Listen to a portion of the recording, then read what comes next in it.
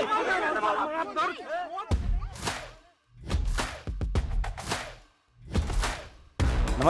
मैं हूं रोहित वत्स और आप देख रहे हैं बजरबट्टू लॉजिक।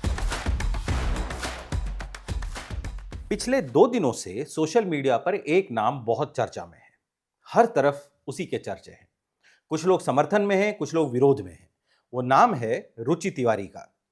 रुचि तिवारी डीयू में एक रिपोर्टिंग के सिलसिले में गई थी, जहां छात्रों के एक दल ने, मॉब ने उनको जबरदस्ती धक्का दिया, उनका माइक छीनने की कोशिश की और उनके कपड़े फाड़ने का एलिजिडली उन पर आरोप है।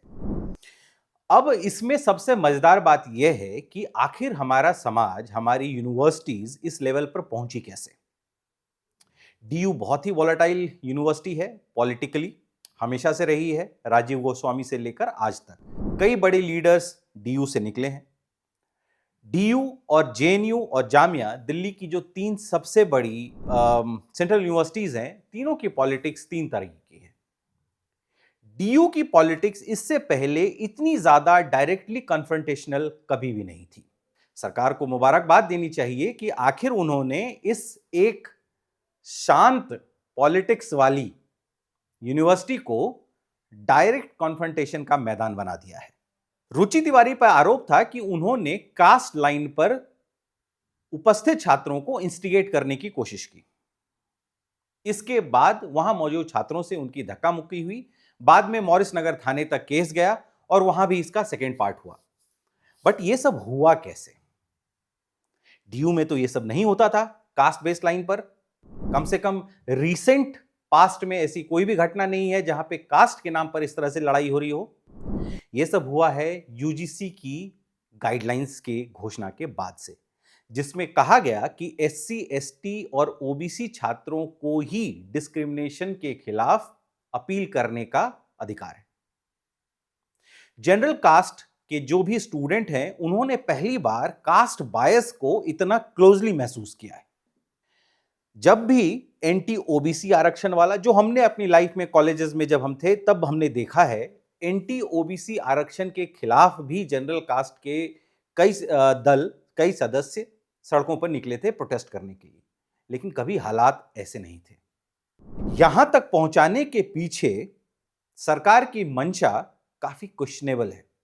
क्या सरकार के लिए जनरल कैंडिडेट, जनरल कास्ट के स्टूडेंट एग्जिस्ट नहीं करते? अब जब कोर्ट ने इस पर स्टे दिया है, सरकार की तरफ से एजुकेशन मिनिस्टर क्या बयान देते हैं? वो कहते हैं कि सरकार एससी, एसटी, ओबीसी छात्रों के हितों की सुरक्षा के लिए प्रतिबद्ध है। कोई खराबी नहीं है, बिल्कुल होनी चाहिए। और हमारे देश में सदियों से दलितों पर, पिछड़ों पर, मार्जिनलाइज्ड पर कई अत्याचार हुए हैं, इससे कोई इनकार नहीं करता। लेकिन जनरल कास्ट के स्टूडेंट्स को कौन देखेगा? क्या वो देखना सरकार का काम नहीं है? डेमोक्रेसी क्या 80 बनाम 20 से ही चलती रहेगी कि अगर 80% वहां है तो पहले धर्म के नाम पर, अब जाति के नाम पर इसको तोड़ दिया गया? आपको सत्ता चाहिए। आपके कार्यकर्ता लोगों को इस बार समझाने में कामयाब नहीं हो पा रहे हैं। जनरल कास्ट जो इतने दिनों से बीजेपी का सपोर्टर था, पहली बार दरकता हुआ दिखता है। और इससे भी बड़ी बात, सेम यूनिवर्सिटी में डीयू में एक और प्रोटेस्ट हुआ जिसमें ब्राह्मणवाद जिंदाबाद के नारे लगे। आपने आज से पहले ये नारे लगते देखे हैं यूनिवर्सिटीज में? इन चीजों से स्टूडेंट लीडर्स बचते थे। समाज का प्रबुद्ध वर्ग इन चीजों से अपने आप को एसोसिएट नहीं करता था।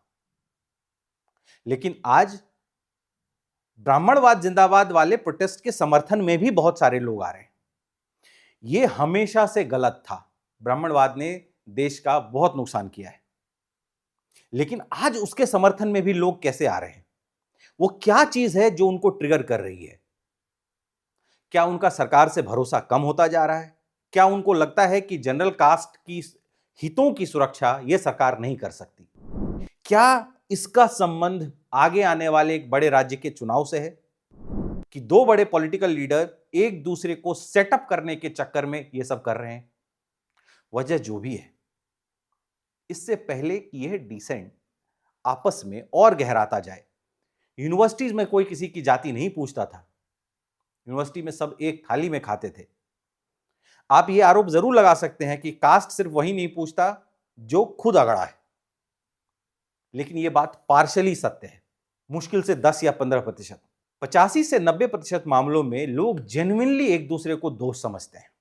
लेकिन आज इस देश का युवा जिसके भरोसे हम चाइना और यूएस से कंपटीशन करना चाहते हैं, वह अपनी सारी चीजें छोड़कर सिर्फ इस बात पर कंसंट्रेटेड है कि क्या जाति उसका भविष्य डिफाइन करने वाली है। रुचि तिवारी के काम करने का तरीका हो सकता है कि लोगों के लिए गलत हो, लेकिन रुचि तिवारी के साथ जो उस भीड़ ने किया है, यह कतई सही साबित नहीं हो सकता, नहीं किया जा सकता।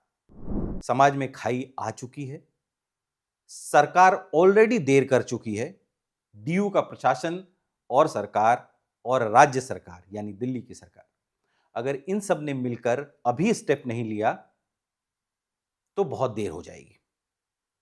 समय आ गया है कि यूजीसी गाइडलाइन को हमेशा के लिए, जो ये एससी एसटी ओबीसी वाला मामला है, उसमें जनरल कैंडिडेट को सारे स्टूडेंट्स के लिए यूनिफॉर्मिटी होनी चाहिए, और अगर नहीं आती है यूनिफॉर्मिटी तो इसको स्क्रैप कर दो। कानून सबके लिए बराबर होना चाहिए। एक दल को तो आप सदियों से चले आ रहे एट्रोसिटीज के लिए, जो उनके कभी दादा परदादा ने किया होगा, उसके लिए आप उसको पीड़ित बना रहे हो, उसको सजा दे रहे हो, और वहीं दूसरा दल जो रिवर्स कास्टिज्म कर सकता है इस गाइडलाइन के थ्रू, उनको कौन क्वेश्चन करेगा। एक बार फिर से सरकार से अपील है कि रुचि तिवारी का यह मामला, जहां एक ब्राह्मण लड़की की मॉडेस्टी को आउटरेज करने की कोशिश की गई, उसके साथ धक्का मुक्की की गई, यह आखिरी घटना हो।